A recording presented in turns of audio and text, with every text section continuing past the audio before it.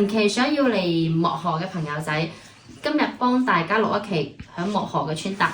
我啱啱咧就喺漠河嘅一個街上面翻嚟嘅，咁我哋可以睇一下而家嘅實時氣温，負28度，喺街上面行。咁我哋首先帶咩咧？從頭到腳啦，首先係帽嘅，帽、耳罩、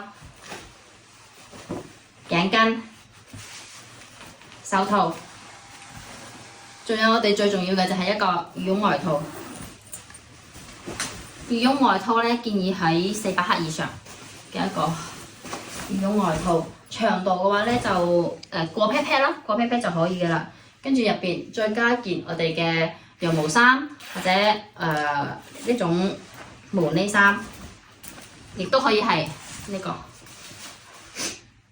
羽絨外搭都冇問題。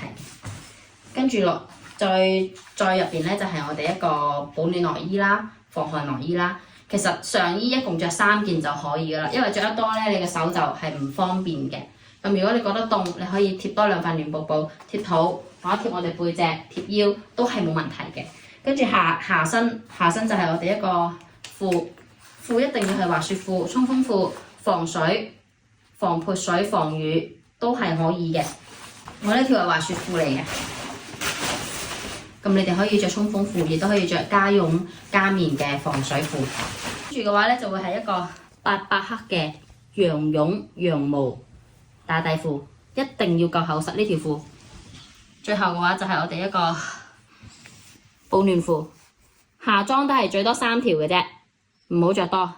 襪嘅話就係着羊絨襪就 OK 嘅啦，着一對羊絨襪。呢個雪地靴，雪地靴都係防水嘅，入邊係要有毛嘅。最後咧就係要加多一個我哋嘅羊絨鞋墊，好重要嘅一個就係暖布布，就係我啱先同你講嘅，唔好着得太多衫，3件就 OK 嘅啦。你再凍啲嘅話，你可以再着多件馬甲、羽絨馬甲都 OK， 跟住着貼暖布布保暖。鞋嘅話咧，一定要買一個發熱嘅鞋墊，因為我哋長期喺嗰個車度坐嘅時候，從我哋嘅黑龍江嗰度嚟漠河好遠㗎，差唔多要坐1日。咁你坐1日嘅時候話，你腳會好凍，腳板底超級凍，你就要放發熱鞋墊係好重要嘅。如果冇發熱鞋墊嘅話，都可以用呢個黐喺腳板底度，都非常之保暖。OK 啦，就從頭到腳咁就搞掂啦，一 set 個，唔好帶多。OK。